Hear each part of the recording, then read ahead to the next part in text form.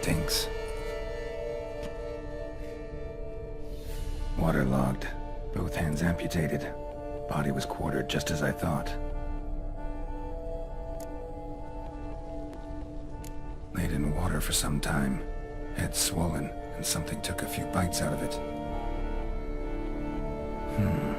Something in the throat. A pouch, bulging with coins. Elfguardian florins, from several different provinces. If the murderer did this, means we're dealing with a sentient thinking beast.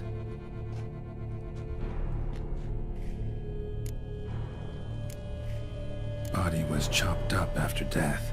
Blows struck with great force, but bones sliced through, not crushed. Creature that killed him had long claws, sharp as a witcher's blade. First sank its claws into the victim's heart. No Bruxa did this. Third hand. A spare? Except it's clearly not the victim's. Guardsmen must have not noticed it as they picked everything up. How's this possible? Still warm. Blood still flowing?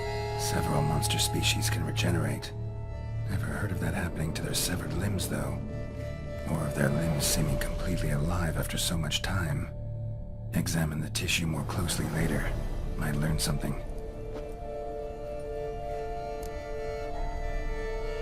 So, murderer was clearly a monster, but not a Bruxa. But then why'd the Bruxa come here for the severed hand? And who does the hand belong to? Why the hell's it still warm? Now, pouch shoved down the victim's throat. What's the significance? And why was he chopped up into pieces?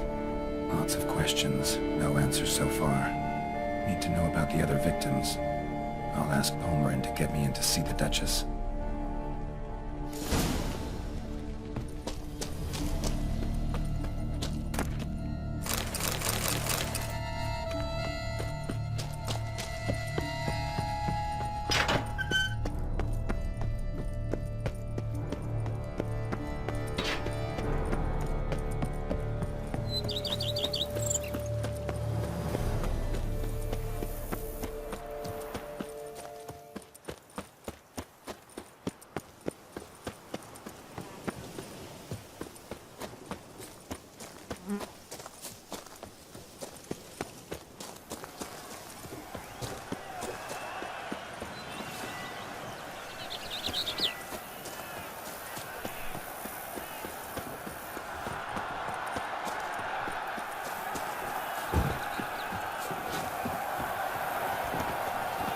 Oh!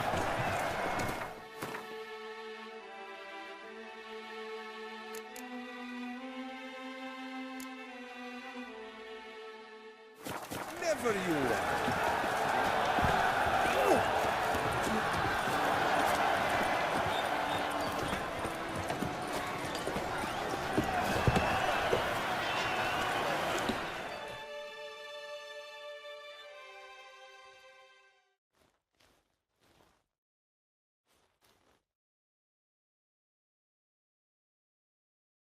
Need to speak to the Duchess, urgently. All right, you scamps. Story's done.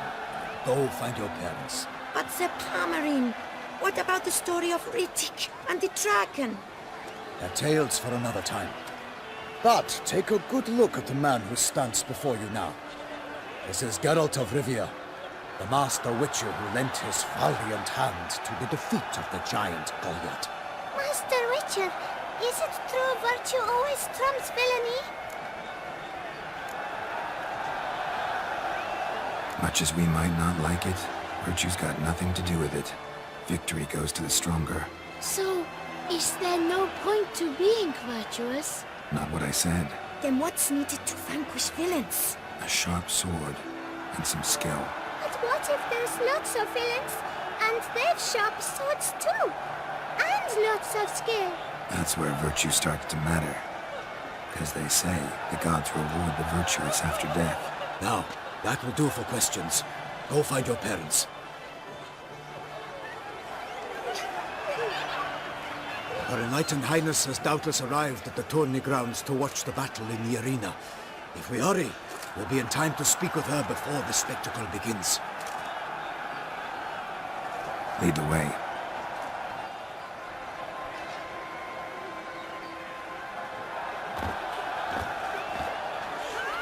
Who's fighting? Nilfgaardian gladiators? Close, but not quite. As you will soon see. Someone's gonna fight a Shalmar? With only some bells on its tail to confuse it, slow it down? Whatever is the problem? The beast is a gift from the Emperor, no less.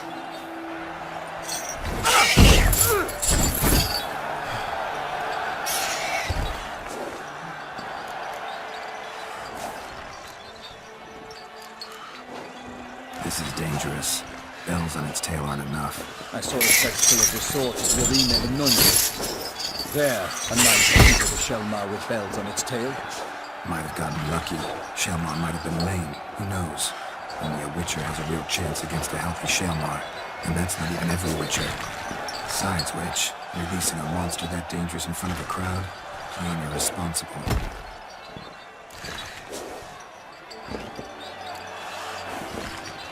Who's going to fight the beast? Guillaume, the young man you met. Yeah. Mentioned he promised his heart's capture a monster trophy. Great love demands great sacrifices. Let's go.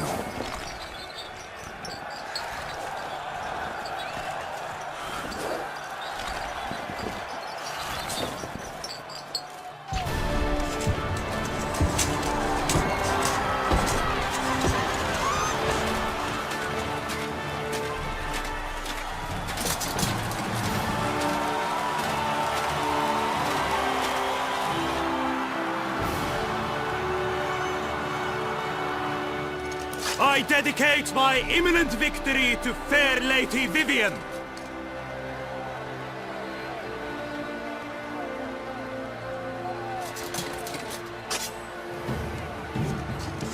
It's begun. The fight shall have to end first. We must wait.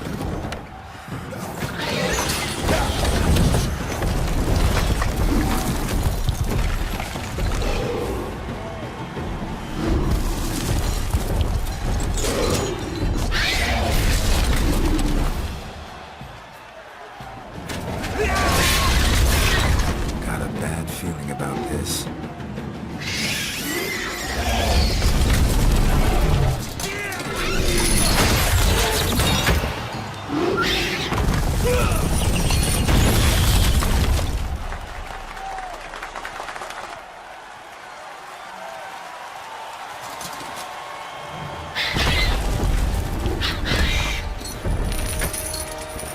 Damn it.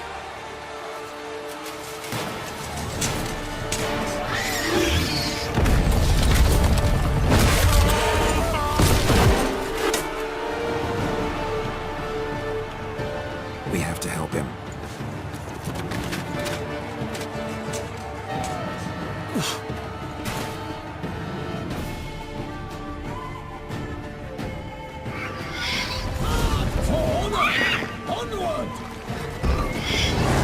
Gotta keep it down. We are when it hears us. Alas! Alas! The beast heaved its foul girth, it flew so hard, knocked me to earth, and down came the Witcher in one mighty bound, to give right to the beast, its plans confound!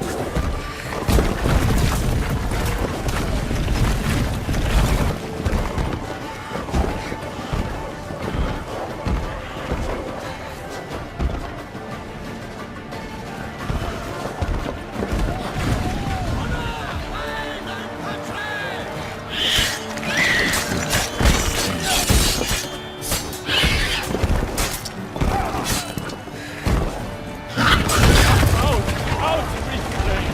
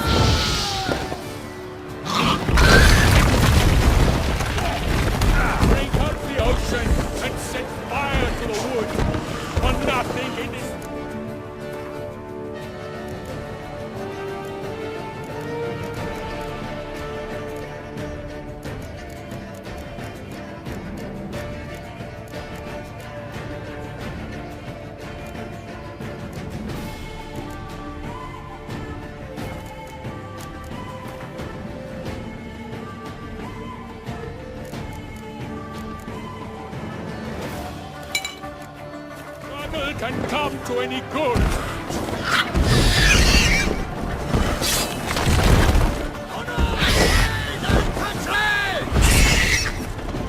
The Witcher waited till the time was true, then twirled, danced, and spun, struck the monster like fool.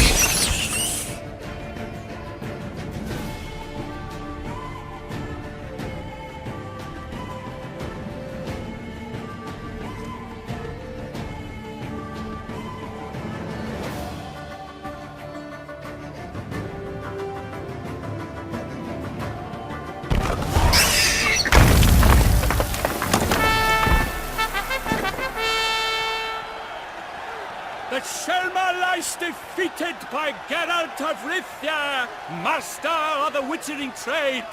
Behold, as the last gasps of life seep from the beast.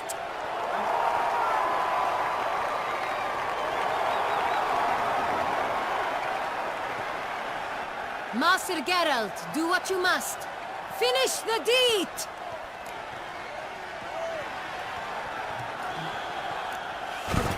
It suffered enough.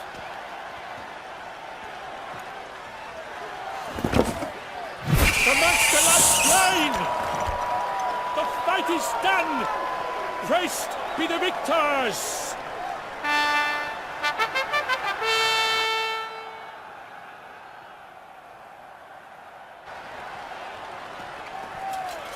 Guillaume, The lad came damned close to dying.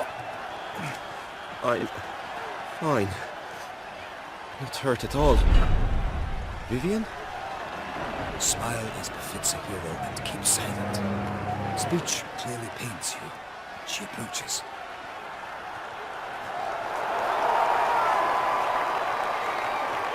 Geralt. We must talk. Vivian. You shall talk later, in the medic's tent. Geralt, magnificent, breathtaking. Your Grace. We knew that to summon you was a brilliant idea. We are delighted, ravished to have struck upon it. And I'm truly, honored. See to our young hero. Hop, hop. For we must make off with Geralt. We should talk. We had been long awaiting your arrival. Had nearly lost hope. Then suddenly, that entrance, so spectacular.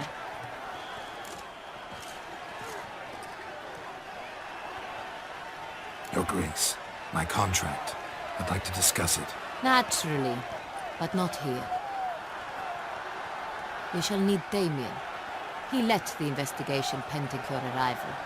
But wherever could he be? Come, we must find him.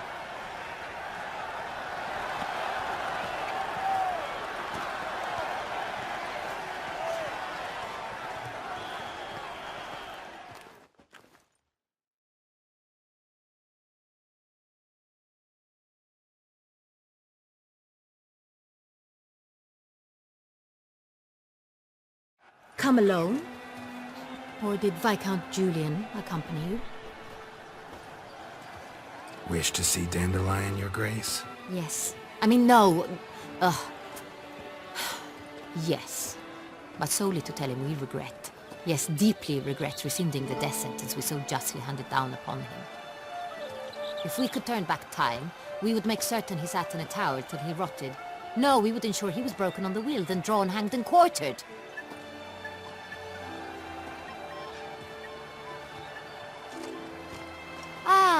The very man we would entrust with these tasks. Damien de la Tour, captain of my personal guard.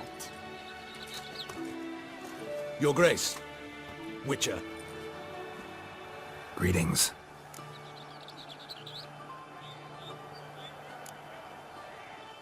Sorry to have to tell you, but the guardsman handling the last victim's body... I know already. The creature in the cellar of Corvo Bianco. Was it the beast? No. A bruxa, a kind of vampire. Not the beast, but tied to it in some way. You know this how? Through careful analysis of the evidence, both on the riverbank and at Corvo Bianco. Do you mean to insinuate the investigation thus far has been sloppy? Geralt insinuates nothing of the sort. We must listen to him attentively. I examined the body of the beast's last victim. Might have found something, need to analyze it. A quiet place, that's what I could use most right now. And maybe the help of an alchemist or a mage. Also like to hear all you know about the previous victims. Take it Sir de la Tour is my man for that. Firstly, call me Damien, please. Secondly, you should know I spoke against summoning you here. I've heard much about you. You bring trouble, or thus far have, always. And we've enough trouble as it is. Yet we are capable of defeating the beast on our own, without an outsider's help. I've no doubt about it. Damien, we settled the matter of the Witcher's employ some time past. Definitively. Since you have broached it, nonetheless, Let us discuss Geralt's pay. Are the legends true? Do witchers usually demand that which you find at home, yet did not expect? Not quite, Your Grace.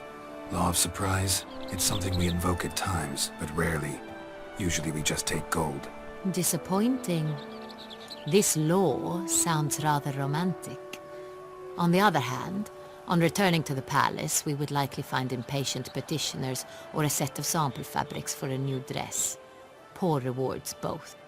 I fear you'd not have much use for any of the surprises we are likely to come upon. Thus we've decided you shall receive the deed to a vineyard, Corvo Bianco, and the sum of coin. You will doubtless consider this adequate. Title to the vineyard shall be given to you at once. Surely you'll need lodgings while you hunt. The coin, however, will be yours only once you have slain the beast. Lovely, generous gesture, Your Grace. But, Corvo Bianco, isn't it the Duchy's temporary morgue? Is it now? The Chancellery's bungled things again, we fear. Not to be left unsupervised for one instant. Yet, in its mood, a morgue should present minimal problems to a witcher. What's more, nothing enhances a wine's reputation better than a grim legend. Thank you, Your Grace. I accept the contract, of course. But as I said before, I'll need some information.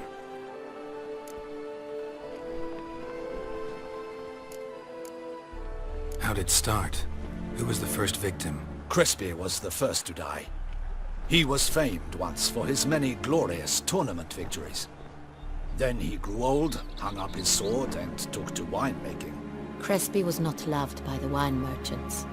He was ruthless in business and thought to cheat many a time. He asked us for a dispensation from all court ceremonies. We did not grant it. We could not. Once you've taken the oath of a knight, you remain a knight till death. How'd he die? Where'd they find the body? Quite unusual, the circumstance. He was at a feast when suddenly one of his fellow feastgoers noticed he was missing. The town watch found him an hour later. On his hands and knees, propped against the town pillory, his sword hanging from his neck. He had died of wounds inflicted with claws, not a weapon. Blows of great force. So he died suddenly, but the body was on its knees, meaning someone posed it. So it seems.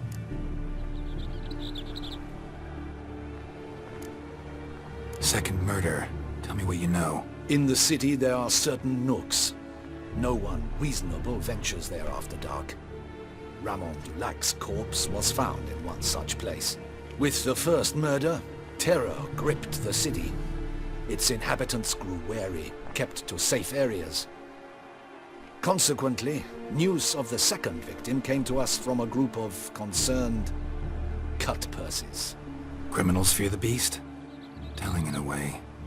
Take it you've excluded the possibility that Ramon died at the hands of these bandits. Do you believe me an amateur? Not hands, but claws killed Ramon Dulac. The wound was deep, clean. His body was found in the gutter, dressed in nightshirt and cap, a pillow placed under his head, and his sword replaced by a bed warmer. Ramon Dulac, a knight who but a dozen years past was an advisor to our father, the Duke. Someone went to a lot of trouble to make him look ridiculous. Maybe revenge was the motive. It's not out of the question. Dulac had shady dealings with the criminal underworld, but no one ever came forth with concrete proof of any misdoings. So, first two victims were knights, best years behind them. The same could be said of the third. Sir Delacroix was wont to claim that in modern times knights face new challenges, enterprise being the latest addition to the chivalric virtues. He made a veritable fortune in the grain trade. Palmerin even nicknamed him Sir de la Stinchi. Found a coin pouch on his body. Contained florins dating from various times, hailing from different provinces of the Empire. Delacroix loved coin, true, but had no patience for numismatics. Lots of similarities between the victims. All the bodies were found in strange places under extraordinary circumstances. Seems the murderer, whoever or whatever it is, has some meaning to convey. These were honorable men. We are horrified by the disdain, the disrespect with which they were treated. These were knights of Toussaint. Blast it. Might be the point. From what you say, none was a model of virtue. Ever considered that's what the beast's trying to draw attention to? All the murdered men were knights who swore fealty to the 5 chivalric virtues. And even if the... Knights of Toussaint swear fealty to what virtues exactly? honor, wisdom, generosity, valor and compassion. Beast seems to be pointing up moral decay, denouncing it. Victims were all humiliated. Might have been murdered to emphasize their lack of specific chivalric virtues. Honor compromised by the pillory. Wisdom by ridicule. Generosity by a coin pouch shoved down a throat. It seems to fit true, though not perfectly. Can't discount the theory if it's on the lips of everyone in town. Say our reasoning's right. Next murder will be just as showy and denounce the victim's lack of the 4th virtue, valor. We can also assume that victim will be an elder knight. Let's think. At the moment, all the knights are either at the tourney grounds or in the palace gardens. Our annual hare hunt shall begin there shortly. Have you heard of the custom? Milton mentioned something. Seemed excited to prance around in a bunny costume. Not sure why. Hang on. Strange circumstances. A knight advanced in years. The famed cowardice of rabbits. Could it be that simple? Is Milton de Peyrac-Peyren the next victim? Milton also knew Delacroix. Told me so down by the river. Damien! To miss something so obvious. De Peyrac-Peyren, Crespi, Delacroix, and Delac formed a knightly team. It was years ago, but...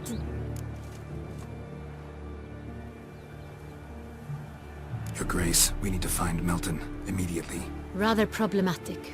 You see, the garden entertainments are due to start, and he's disguised as the hare, hiding somewhere, waiting for some tipsy courtiers to find him. The hare's hiding place is a carefully guarded secret. We must call off the game, at once. First and foremost, we must remain calm. Damien, order the garden searched immediately, but discreetly. By no means can we disrupt the festivities. Panic will only incite the beast to strike sooner. And you, Witcher, follow me. My gardens, my night, I shall take the fall. A murder is out of the question. I will not allow it. Not near my palace. Horses? Ready our horses!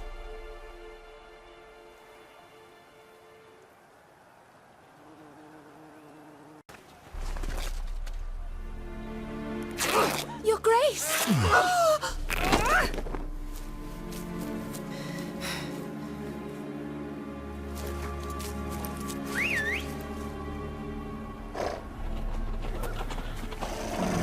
What the hell? Why, I should...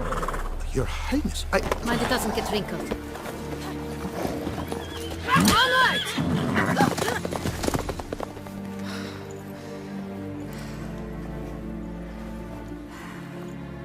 Hey! That is silk! Be careful! Give it to me!